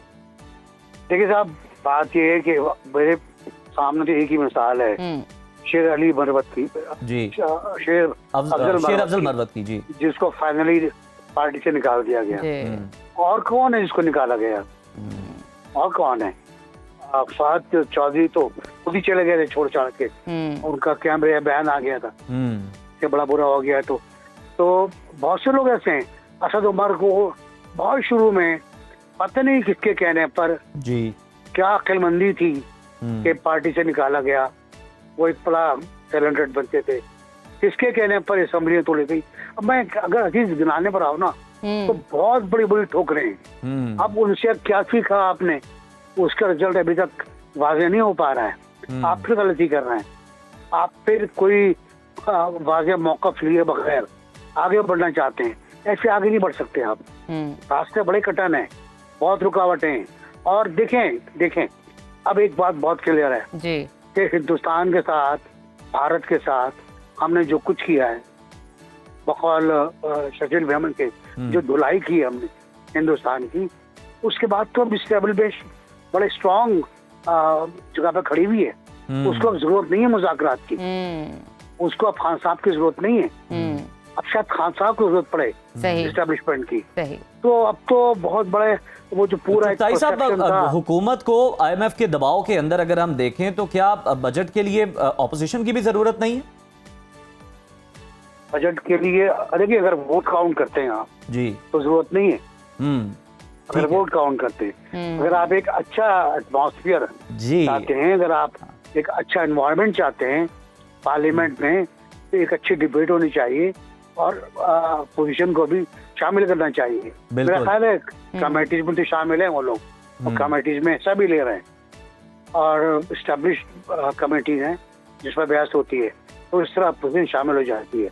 लेकिन अदरवाइज भी आउट ऑफ पार्लियामेंट गुफ्तगू होनी चाहिए पोजीशन से, बहुत गुफ्तगू होनी चाहिए। बिल्कुल आप ठीक कह रहे हैं नासिर बेग चुगताई साहब, बहुत शुक्रिया। आपके वक्त का गुफ्तगू जो रहनी चाहिए हुकूमत और अपोजिशन के दरमियान, ताकि बेहतर माहौल हो। और अपोजिशन के बिना भी बहुत सारे बिल हमने पहले भी देखा हाल ही में जो कि मंजूर हुए हैं, लेकिन बजट जो है वो अपोजिशन की मौजूदगी में और अपोजिशन के जो अरकान हैं वो भी असम्बली के अंदर मौजूद हो, भरपूर तरीके से पास हो, क्योंकि IMF का बड़ा दबाव है। तो एक बड़ा अच्छा पॉजिटिव मैसेज जाएगा पूरी दुनिया में पाकिस्तान का, और ख़ास तौर पर जो हालात चल रहे हैं, जिस तरह के जंगी हालात थे, उसमें जो है यकजहती का पैगाम बहुत ज़रूरी। और इसके साथ साथ हुकूमत जो है 10 जून को बजट पेश करने जा रही है। अब देखना यह है कि IMF के दबाव के बावजूद क्या हुकूमत अवामी बजट पेश कर पाएगी। तो नाजरीन, जो भी इसके रिलेटेड अपडेट्स आएंगे आपके साथ गाहे बगाहे शेयर करते रहेंगे। अभी वक्त हुआ छोटी सी ब्रेक का, आपने कहीं नहीं जाना, देखते रहिए सुनो पाकिस्तान। प्रोग्राम में आप कुछ बात करते हैं प्लास्टिक और कॉस्मेटिक सर्जरी की। ये एक ऐसा शोबा है जो आज ना सिर्फ दुनिया भर में तेजी से फरोग पा रहा है, बल्कि जिस्मानी ज़ाहरी तब्दीली से लेकर नफ्सियाती सुकून तक जिंदगी के कई पहलुओं पर असरअंदाज हो रहा है। American society of plastic surgeons के मुताबिक सिर्फ 2023 में दुनिया भर में 27 मिलियन से ज़ायद कॉस्मेटिक प्रोसीजर्स किए गए, जिनमें से तकरीबन 15% गैर सर्जिकल और बाकी सर्जिकल थे। और नाजरीन, ये हैरान कुन इजाफा बताता है कि लोग ना सिर्फ खूबसूरती बल्कि जहनी आसूदगी, खुद एतमादी के लिए भी प्लास्टिक सर्जरी का सहारा ले रहे हैं। Journal of clinical psychology and aesthetic surgery की एक हालिया स्टडी में ये बात सामने आई है कि जिन अफराद ने प्लास्टिक सर्जरी करवाई है, उनमें से 65% लोगों ने अपनी जहनी कैफियत, खुद एतमादी और समाजी रवैये में मस्बत बेहतरी की निशानदेही की है। पाकिस्तान में भी ये रुझान तेज़ी से बढ़ रहा है, ख़ास तौर पर नौजवान नस्ल और ख़वातीन में। लेकिन बदकिस्मती से प्लास्टिक सर्जरी से मुताल्लिक मालूमात की कमी और गलत फहमियाँ लोगों को या तो खौफज़दा रखती हैं या गैर महफूज फैसलों की तरफ धकेल देती हैं।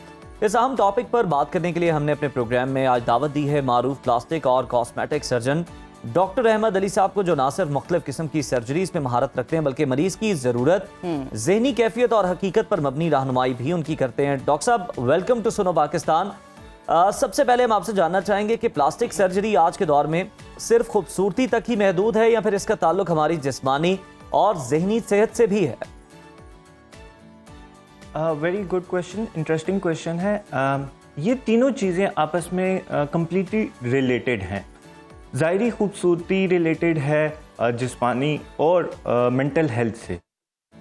बहुत सारे बच्चे या बहुत सारे अफराद अपने अपीयरेंस को लेकर सेल्फ कॉन्फिडेंस में बड़ा लो फील करते हैं और काफ़ी हद तक बुली भी होते हैं। तो जैसे ही हम उस चीज़ को एड्रेस करते हैं तो एक तो सेल्फ कॉन्फिडेंस में इम्प्रूवमेंट आती है, फिर वो बहुत कॉन्फिडेंटली सोशली एक्टिव हो जाते हैं। मेरे बहुत सारे पेशेंट हैं जो कि सोशली बड़े इनएक्टिव थे ड्यू टू देयर अपीयरेंस, लेकिन जैसे ही उनकी कोई सर्जरी परफॉर्म की गई तो वो काफ़ी अच्छा डॉक्टर साहब, आपकी मौजूदगी का फ़ायदा उठाऊंगी, मैं आपसे ये जानना चाहूँगी, सादा और आसान अल्फाज में बताइएगा कि प्लास्टिक सर्जरी और कॉस्मेटिक सर्जरी में फ़र्क क्या है?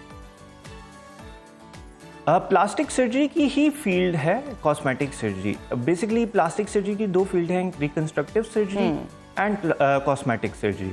कॉस्मेटिक सर्जरी डील करती है आपकी ज़ाहिरी खूबसूरती से।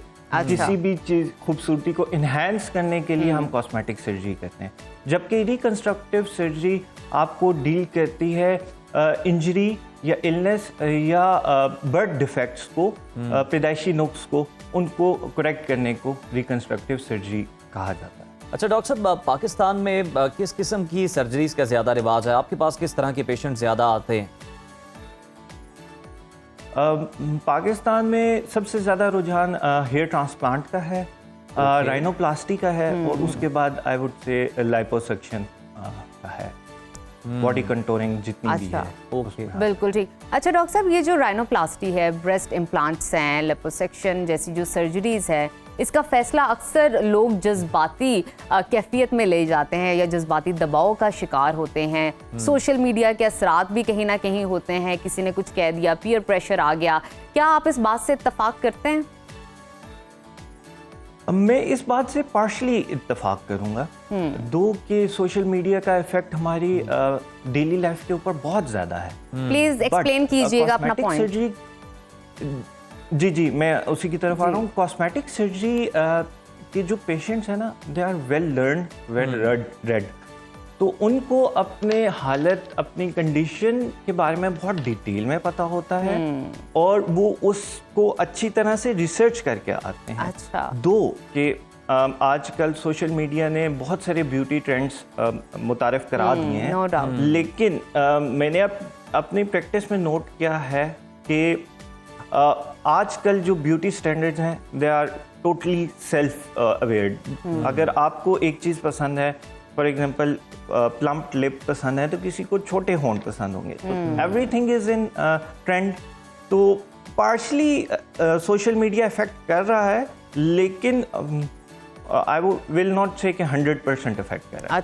अच्छा डॉक्टर साहब, लिपोसक्शन और टमी टक जैसी सर्जरीज के जरिए क्या वाकई वजन को कम किया जा सकता है, या ये सिर्फ ज़ाहिरी खूबसूरती और बेहतरी के लिए की जाती, और इनके खतरात क्या हैं, ये इन पर भी ज़रा रोशनी डालिएगा। जी, जो liposuction and tummy tuck procedures हैं, ये बेसिकली वेट लॉस सर्जरीज नहीं हैं, ये बॉडी कंटूरिंग में आती हैं, but overall they affect your appearance, और उसके बाद हेल्थ को भी बहुत हद तक टैकल करती हैं। मोटापा या एक्सेसिव फैट बहुत सारी बीमारियों का जड़ है। PCOS हो गए, प्री डायबिटिक हो गया, या डायबिटिक हो गया। हैंगिंग स्किन जो है वो इफेक्ट करती है, आपके चलने को इफेक्ट कर सकती है, जो टांगों पे रैश हो जाती है, ये सारी चीज़ें इफेक्ट करती हैं जब आपका बहुत ज़्यादा फैट हो या बहुत ज़्यादा हैंगिंग स्किन हो। तो हम जब इन चीज़ों को डील करते हैं तो आपकी फिजिकल एक्टिविटी बहुत इम्प्रूव होती है। डायबिटीज़ की, दो it is not surgery for diabetes, but जब आपका फैट कंटेंट कम होता है तो बहुत डायबिटीज़ में भी इम्प्रूवमेंट आती है, PCOS में भी बहुत ज़्यादा इम्प्रूवमेंट आती है। तो these are body contouring procedures, they are not about weight, they are more about waist. तो डेफिनेटली वेट रिड्यूस होता है, लेकिन these are not particularly। अच्छा, बिल्कुल ठीक डॉक्टर साहब, आपका पॉइंट हमारे पास आ गया। मैं आपसे जानना चाहूँगी, जैसे कि कुछ देर पहले आप हेयर ट्रांसप्लांट की बात कर रहे थे कि पाकिस्तान में इस चीज़ को काफ़ी प्रमोट किया जाता है और ज़्यादातर लोग हेयर ट्रांसप्लांट ही करवाते हैं, लेकिन हेयर ट्रांसप्लांट के साथ साथ एक PRP सेशन भी होता है जिसके बारे में डॉक्टर्स बात करते हैं, करते भी हैं। एक तो इन दोनों में फ़र्क बता दीजिएगा, और मैं आपसे अनबाइस्ड ओपिनियन जानना चाहूँगी, क्या वाकई ये मौसर है इन दोनों में से कोई एक चीज़ करवाना? आपके हेयर फॉल जो है कम हो जाता है या आपके बाल थिक हो जाते हैं? ज़रा अनबाइस्ड ओपिनियन दीजिएगा इसमें। जी, बेसिकली दोनों की एप्लीकेशंस टोटली डिफरेंट हैं। हेयर ट्रांसप्लांट वहाँ पे किया जाता है जहाँ पे बाल नहीं है, जैसे प्रॉपर बाल्डनेस आ गई है मेल्स में, तो वहाँ पे PRP बिल्कुल इफेक्ट नहीं करेगी, बिल्कुल भी इफेक्ट नहीं करेगी। तो वहाँ पे हेयर ट्रांसप्लांट ही होगा। PRP चाहे आप 1000 करवा लें, कुछ करवा लें, जहाँ पे हेयर नहीं है वहाँ पे बालों ने नहीं उगना, आपकी एक चीज़ है ही नहीं है, वहाँ पे सीड ही नहीं है, हेयर फॉलिकल ही नहीं है, तो वहाँ पे तो इफेक्ट नहीं करेगी। हाँ, बट जहाँ पे आपके हेयर हैं और थिनिंग हुई हुई है, specially in females, in my practice मैंने नोट किया है कि PRP का बहुत अच्छा इफेक्ट है। अच्छा, साथ उसके डिफरेंट और ट्रीटमेंट्स भी ऐड अप कर लें तो बहुत अच्छा होता है, लेकिन PRP इज इफेक्टिव, लेकिन जहाँ पे बाल मौजूद हों, थिन हो, कम हो, व्हाटसोएवर, वहाँ पे इफेक्टिव है। अच्छा डॉक्टर साहब, लास्ट में ये बता दें कि बर्न रिकंस्ट्रक्शन में प्लास्टिक सर्जरी का क्या रोल होता है? क्या चेहरा या जल्द पहले जैसी हो सकती? मेन रोल ही प्लास्टिक सर्जरी का है बर्न्स में। जब जिल्द जल जाती है तो बॉडी के डिफरेंट पार्ट से हम जिल्द लेके वहाँ पे लगाते हैं, उससे तो जिल्द हील अप बहुत जल्दी हो जाती है और वहाँ की स्किन वापस आ जाती है। आपका दूसरा क्वेश्चन था चेहरे के लिहाज से। जी, बहुत हद तक चेहरे की प्लास्टिक सर्जरी करने से बर्न्स के निशानात ठीक हो जाते हैं, लेकिन ऐसा मुमकिन हमेशा नहीं होता। समटाइम्स इतनी बुरी तरह से स्किन या फेशियल फीचर्स इफेक्ट हो जाते हैं कि हम पार्ट्स रिस्टोर कर सकते हैं, कि फंक्शन को रिस्टोर कर दें, कि एटलीस्ट आंखें बंद हो सकें, बोलना हो सके, खाना पीना हो सके। 50% ऑफ द टाइम हमारी कोशिश होती है कि फुली रिकवर कर जाए या नॉर्मल शक्ल में वापस जैसे पहले थी वैसे आ जाए, लेकिन ये हमेशा मुमकिन नहीं होता। हमेशा मुमकिन नहीं है, बिल्कुल ठीक। डॉक्टर साहब बहुत शुक्रिया आपकी मौजूदगी का। आप बता रहे थे कॉस्मेटिक सर्जरी के हवाले से, प्लास्टिक सर्जरी के हवाले से किस तरह खुद की कमियों को हम इम्प्रूव कर सकते हैं, लेकिन उसके साथ साथ खुद एतमादी बहुत ज़रूरी है, सेल्फ कॉन्फिडेंस, सेल्फ इस्टीम बहुत ज़रूरी है। अगर आप खुद से अंदर से खुद को खूबसूरत समझ रहे हैं तो यकीन जाने आपका चेहरा भी ग्लो करेगा, आप वैसे भी खुद को बेहतरीन जानेंगे और समझेंगे। तो अभी वक्त हुआ छोटी सी ब्रेक का। नाजरीन आपने कहीं नहीं जाना, देखते रहिए सुनो पाकिस्तान। अब वक्त हुआ है हमारे खुसूसी सेगमेंट का, जिसमें हम अपने नाजरीन को दीन इस्लाम की रोशनी में अहम मसाइल की वजाहत फराहम करते हैं। और चूँकि हम ईद उल अज़हा के करीब हैं, लिहाजा आज हम बात करेंगे उस अहम इबादत यानी कुर्बानी पर, जो हज़रत इब्राहीम अलैहिस्सलाम की अजीम सुन्नत की याद दिलाती है। नाजरीन, कुर्बानी सिर्फ जानवर ज़िबा करने का नाम नहीं, बल्कि ये अल्लाह के हुक्म के सामने सर तस्लीम खम करने की इलामत है। ताहम इस इबादत को अदा करते हुए कई लोग शरई अहकामात, नीयत, तरीक़ेकार और मखसूस मसाइल के हवाले से उलझन में मुब्तला नज़र आते हैं। कुर्बानी के मसाइल और शरई अहकामात के हवाले से गुफ्तगू करने के लिए इस वक्त हमारे साथ मौजूद हैं इस्लामी स्कॉलर कारी शफीकुर रहमान साहब। कारी साहब बहुत शुक्रिया आपकी मौजूदगी का। सबसे पहले मैं आपसे यही जानना चाहूँगी, बताइएगा इस्लामी लिहाज से कुर्बानी की शरई हैसियत क्या है? बिस्मिल्लाहिर्रहमानिर्रहीम। कुर्बानी की बात की जाए तो कुरान करीम में आया था फसल्ली लिरब्बी का वनहार, अपने रब ही के लिए नमाज पढ़ो और अपने रब ही के लिए कुर्बानी करो। बेशक इससे पता चलता है कि जैसे नमाज का हुक्म है वैसे ही कुर्बानी का हुक्म है। और कुरान करीम की दूसरी आयत देखी जाए तो फरमाया लन यनालल्लाहु लुहूमुहा वला दिमाउ वलाकिन यनालुहु तक़वा मिनकुम, कि अल्लाह को तुम्हारी ये चमड़ी और ये गोश्त इसकी ज़रूरत नहीं, अल्लाह को तुम्हारे तकवे की ज़रूरत है। गोया कि कुर्बानी कुर्ब इलाही हासिल करने का ज़रिया है। और एक हदीस में आता है, नबी कायनात सल्लल्लाहु अलैहि वसल्लम ने फरमाया मन वाजदा साअतन, जिस आदमी के पास कुछ हैसियत, साहिब सरवत, साहिब माल हो, फलम युज़ही, वो कुर्बानी ना करे, फरमाया फला या करबन्ना मुसल्लाना, वो हमारी ईदगाह में आए ही ना। गोया इतना सख्त हुक्म है। हमारे यहाँ ये कहा जाता है कुर्बानी भाई आप फ़लस्तीन में भेज दें, गज़ा में भेज दें, वो काम भी करें, लेकिन जिसके पास हैसियत है, माली हैसियत है, उसे हुक्म है कि बाकायदा वो कुर्बानी करे। और एक हदीस में आता नबी कायनात सल्लल्लाहु अलैहि वसल्लम ने फरमाया मन ज़बा क़ब्ल सलाती, जो भूल के नमाज से पहले कुर्बानी कर ले, फरमाया फल युईद, चाहिए कि वो दोबारा कुर्बानी का जानवर खरीदे और कुर्बानी का जानवर खरीद के कुर्बानी करे। और एक तीसरी हदीस है, फरमाया फल यज़बा शातन मकानहा, उसे चाहिए कि इस गलत किए हुए जानवर को सही जानवर के साथ अपने फरीदे को अदा करने की कोशिश करे। सही। गोया के 3 हदीस देखी जाए और इसी तरह कुरान करीम की आयत देखी जाए, कुल इन्ना सलाती व नुसुकी व महयाया व ममाती लिल्लाहि रब्बिल आलमीन, मेरी नमाज, मेरी कुर्बानी, मेरा जीना, मेरा मरना सिर्फ अल्लाह के लिए है। यहाँ भी कुर्बानी को बाकायदा जिक्र किया गया है। अच्छा कारी साहब, जिस तरह से आपने पहले बात की, आयत का हवाला दिया कि नमाज ही की तरह उतनी ही इम्पोर्टेंट है, तो यानी ये फ़र्ज़ है। और दूसरी जानिब हमारी रहनुमाई कीजिएगा, साथ ही ये भी बताइएगा, ये जो बहुत हम सोशल मीडिया पे देख रहे होते हैं कि कुर्बानी वक्फ कर दें, या जिस तरह से आपने कहा कि आप वहाँ पे भेज दें जहाँ पे आपके मुसलमान बहन भाइयों को बड़ी ज़रूरत है इसकी, ये ठीक है, और कुछ लोग कहते हैं जी इसके बदले में अगर आप कोई और काम कर लें तो वो भी मुमकिन है, वो भी किया जा सकता है। इस पर ज़रा क्या पॉइंट ऑफ व्यू? देखें, असल बात तो ये है कि हर काम को उसकी जगह पे रखें, सदके को सदके पे रखें, और सुन्नत मुअक्कदा को सुन्नत मुअक्कदा पे रखें, फ़र्द को फ़र्द पे रखें। जिन अहबाब के पास गुंजाइश है कि वो अपने घर में एक कुर्बानी कर लें और 2-4 जो घर अपने करते हैं वो बाकी 3 बाकी इलाकों में भेज दें। ठीक है। जिसके पास एक कुर्बानी की गुंजाइश है वो अपने घर में करे। ठीक है। या ये है कि 2-3 भाई हैं, 2-3 भाई मिलके करते हैं तो एक भाई बाहर भेज दे और एक भाई अपने घर के लिए कुर्बानी कर ले। सही। हमारे यहाँ होता यह है कि मुगालता दिया जाता है कि हज ना करें, उसकी जगह किसी बच्ची की शादी खुशी में शरीक हो जाए, कुर्बानी ना करें, कुर्बानी में किसी यतीम की कफालत में खड़े हो जाए, और कुर्बानी ना करें, गजा फलस्तीन के मुसलमानों की मदद कर दे, घर बना दे। भाई घर भी बनेंगे, कुर्बानियां करें। कुर्बानियां करने से अल्लाह खुश होगा और अल्लाह खुश होकर पूरी कायनात सजा देगा, बना देगा। ठीक। अच्छा कारी साहब, एक चीज़ पर आपसे तबसरा करना चाहूँगी, आपकी राय जानना चाहूँगी, रोशनी डालिएगा। ज़िलहज का चांद नज़र आने के बाद एक वो जो टाइम दिया जाता है, एक लिमिटेशन दी जाती है जिसमें आपने नाखून काटने, अपने बाल काटने हैं, आपने साफ़ सफाई का ख्याल रखना है, उस पर ज़रा बात कीजिए। देखिए, हदीस में 2 लफ्ज़ आते हैं, फलयुमसिक अन अज़फ़ारिही व शारिही। जब चाँद देख ले तो चांद देखने के बाद अपने बालों को, जो भी ज़ायद बाल हैं, उसकी सफाई से इज्तनाब करे। ठीक है। और दूसरा ये है कि नाखून काटने से भी इज्तनाब करे।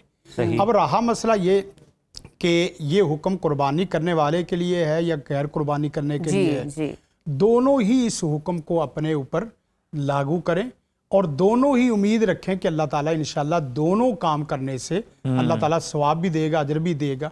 और बाकी रहा मसला जो चाँद देखने के बाद के दीगर अहकाम हैं, मसलन आप नाखूनों से रुके रहें और बाल कटवाने से रुके रहें, लेकिन उसके अलावा जितने भी बुरे काम हैं वो सारे करते रहें। आप अंदाजा करें कि ये हुर्मत का महीना भी है, ये हज का महीना भी है, अल्लाह की मोहब्बत का महीना भी है, योम अरफा का महीना भी है, और मुसलमानों की ईद का महीना भी है।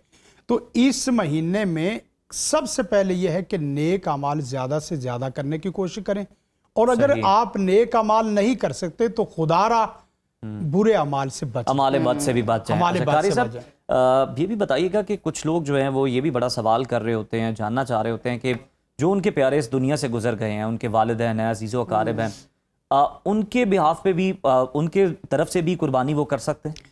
जी, अगर देखी जाए हदीस और देखा जाए सहाबा कराम का अमल, तो अल्लाह के रसूल सल्लल्लाहु अलैहि वसल्लम की इस तरह की कोई हदीस नहीं आती। अच्छा। और सहाबा कराम का भी अमल नहीं आता। अब यहाँ से 2 इख्तलाफ शुरू, 2 आराज शुरू हो गई। एक तो यह है कि अल्लाह के नबी सल्लल्लाहु अलैहि वसल्लम ने नहीं की तो नहीं करनी चाहिए, और एक बात यह है कि जिस तरह सदका आप अपने वालिदैन के लिए कर सकते हैं तो कुर्बानी भी कर सकते हैं। जी। एक तरीका तो बेहतरीन यह है कि जो भी जानवर आप ज़बह करें वहाँ बिस्मिल्लाहि अल्लाहु अकबर अल्लाहुम्मा तक़ब्बल मिन्नी व अन अहली बैती, इस तरह के नाम लेके, जिस तरह अल्लाह के रसूल सल्लल्लाहु अलैहि वसल्लम की मैं दुआई पढ़ देता हूँ, बिस्मिल्लाहि अल्लाहुम्मा तक़ब्बल मिन मुहम्मदिन व आलि मुहम्मदिन व मिन उम्मति मुहम्मदिन सुम्मा ज़हा। आप इस तरीके से जो कुर्बानी है उसको अलग से नाम ना ले, नियत कर ले, मेरे वालिदैन जो फौत हुए हैं उनको इसका सवाब पहुँच जाए, तो वो सवाब पहुँच जाएगा।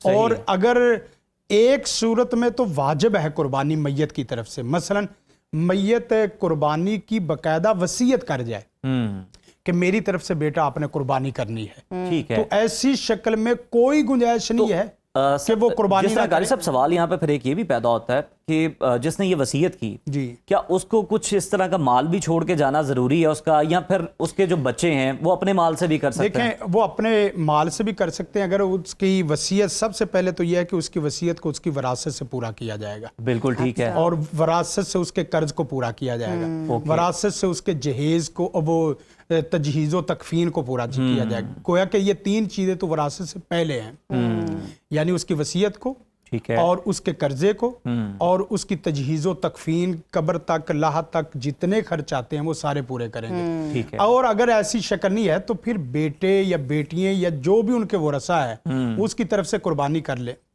रहा मसला ये कि अलग से मैयत का नाम लेके जानवर खरीदना, और एक जुमला बड़ा अजीब बोलते हैं कि इसके नाम का जानवर कर दो, नहीं, इसकी तरफ से अल्लाह के नाम का, इसकी तरफ से अल्लाह के नाम इसकी का। तरफ से अल्लाह के नाम का जानवर, ये जुमला बड़ा अजीब हो जाता है जब आप कहेंगे इसके नाम का करें तो ये तो शिरक हो जाएगा। कारी साहब एक और यहाँ पर ज़िमनी सवाल इसी से रिलेटेड पैदा होता है कि अगर देखा जाए एक भाई बड़ा साहिब इस्तात है, दूसरा भाई जो है वो ज़रा कोई थोड़ा सा माली हैसियत उसकी इतनी नहीं है, तो जो साहिब इस्तात है वो उसको कोई माल दे सकता है कि वो भी कुर्बानी का जानवर ले ले, कुछ इस तरह से हो सकता है? देखें, हिबा और वक्फ की शक्ल तो है, ठीक है, और आप साथ जो मिलाने वाली वो भी शक्ल है, और अगर वो भाई नहीं लेना चाहता तो कर्ज की शक्ल भी है, सही, कर्ज लेके, लेकिन कर्ज की ऐसी शक्ल है कि बाद में उसके लिए लुटाना आसान सही। और हमारे यहाँ ये होता है कि गाड़ियाँ किस्तों में और इसी तरह प्लाट किस्तों में इस तरह की चीजें ले लेते हैं और उन्हें अंदाजा है कि 2 महीनों में ये कर्ज उतर जाएगा, तो वो बहन भाई जो अभी इस महीने में गुंजाइश नहीं रखते वो कर्ज लेके कुर्बानी कर सकते हैं, शर्त यह है कि बाद में अदा कर दें। बाद में अदा कर दें। और अगर भाई एक घर में 5 कुर्बानी हो रही हैं तो उसका हक बनता है कि एक कुर्बानी नहीं अपने भाई के घर भेज दे, वो ज़बा ही अपने हाथ से वो ही करे। बहुत खूब, तो मसला आप 5 करेंगे तो आपका मामला आपका रब के साथ है, लेकिन उसके घर में भी कारी साहब एक बड़ा अहम सवाल है जो अमूमन अवाम हमारी उनके मसाइल से दरपेश होता है, क्या घर में खुद कुर्बानी करना या ज़िबा करना जानवर को वो ज़्यादा फजीलत रखता है या कसाई को बुला के करना? और साथ ही साथ एक और चीज़ की तरफ इशारा करना चाहूँगी, गोश्त की जो तकसीम है उसका शरई असल तरीक़ेकार क्या है? असल तो कुर्बानी ईदगाह के अंदर ही करनी चाहिए। अल्लाह के रसूल सल्लल्लाहु अलैहि वसल्लम ने ईदगाह के अंदर कुर्बानी की, उसका फायदा पता है उज़ैर भाई क्या होता है? जितने भी गरीब गुरबा है वो 100 घरों में जाने की बजाय उसी जगह ईद पड़े, उसी जगह गोश्त अपने हिस्से का ले जाए, और घर में भी कर सकते हैं। सबसे बेहतर शक्ल है कि अपने हाथ से कुर्बानी की जाए, और खाने की जो गोश्त की तकसीम है 3 तकसीम, फकुलू खाओ, वातिमु खिलाओ, वद्दाखिरु और जखीरा कर लो, यतीमों मस्कीनों को खिलाओ भी और इसके साथ साथ खुद भी खाओ, लेकिन ये नहीं है कि आप अगली कुर्बानी तक खाते रहें, अगली कुर्बानी तक खाते रहें, ये शक्ल नहीं। बिल्कुल, जल्द जो है लोगों में तकसीम कर दें। बहुत शुक्रिया कारी साहब आपकी आमद का, और यकीनन कारी साहब ने बहुत से अहम जो हमारे सवालात होते हैं हमारे जहन में, जो बहुत सारे मसाइल हैं कुर्बानी से रिलेटेड, उनकी बड़े बेहतर अंदाज में रहनुमाई की है। तो इसी के साथ आपसे इजाज़त चाहेंगे, इंशाल्लाह मंडे को दोबारा आपकी खिदमत में हाजिर होंगे, तब तक के लिए हमें इजाज़त दीजिए, अल्लाह ने